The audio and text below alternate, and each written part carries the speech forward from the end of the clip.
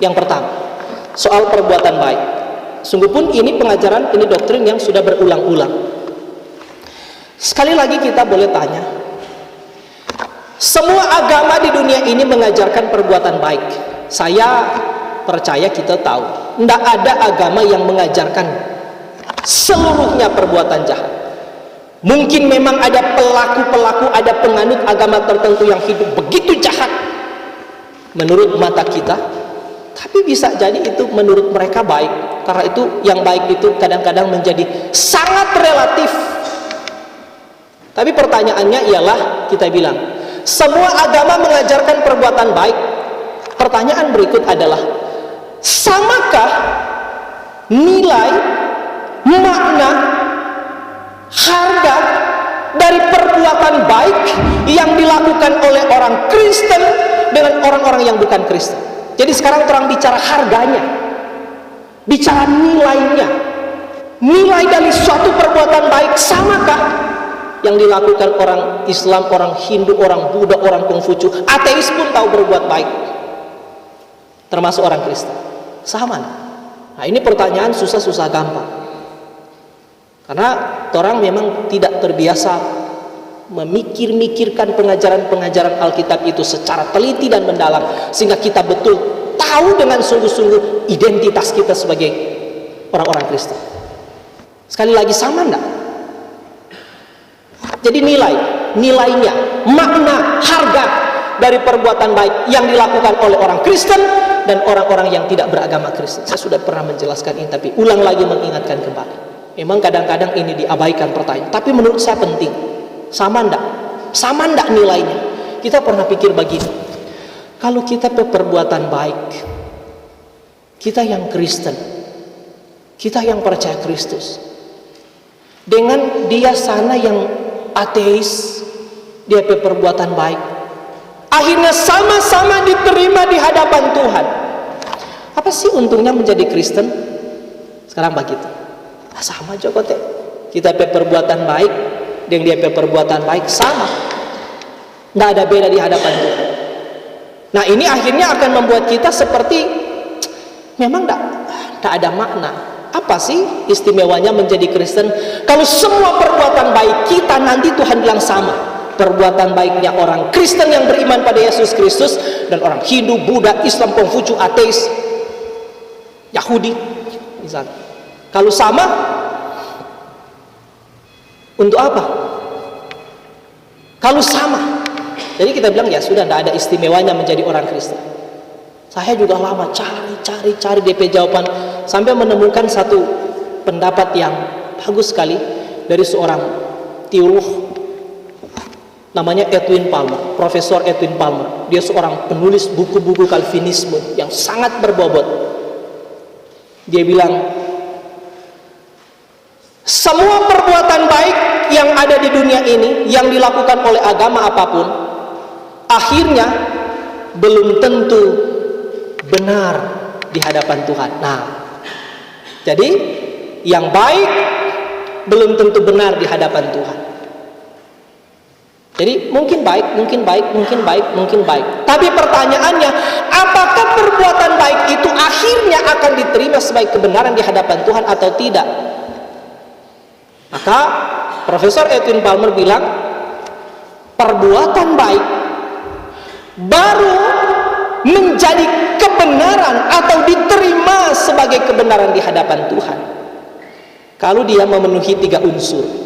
1, perbuatan baik baru akan diterima sebagai kebenaran di hadapan Tuhan kalau perbuatan baik itu dilakukan atas dasar iman kepada Yesus Kristus.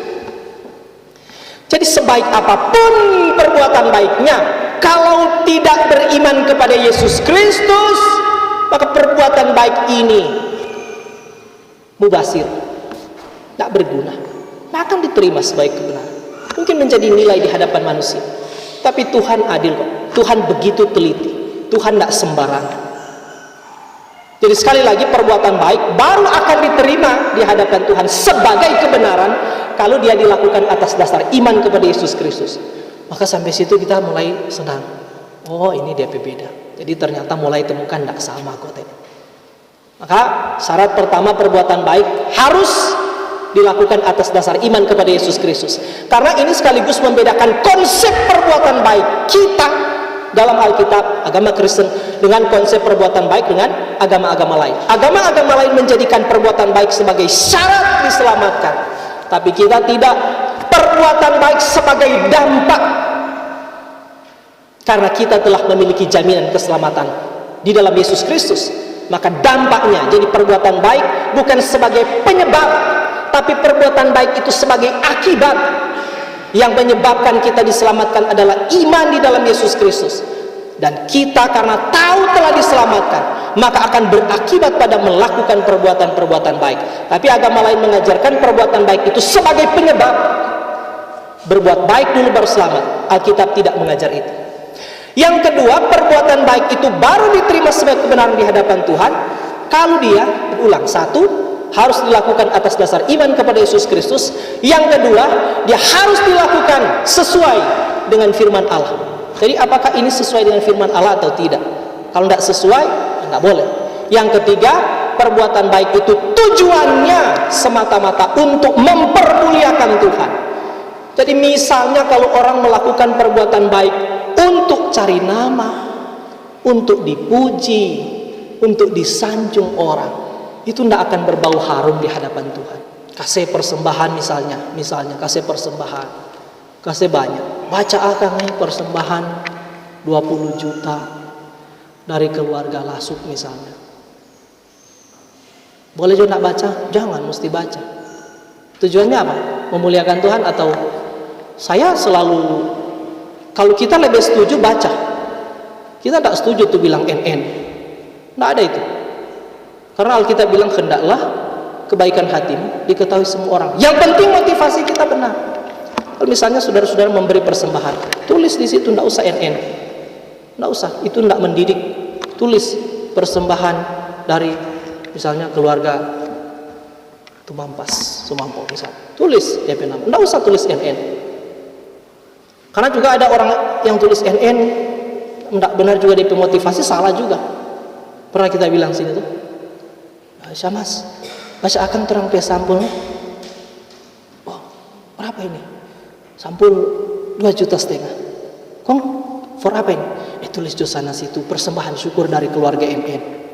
Jadi datang Syamas baca di muka. Masuk sampul syukur dari keluarga NN sebanyak 2,5 juta. Ribut orang jemaat. Siapa kata tuh NN? Dia kore DP tabang.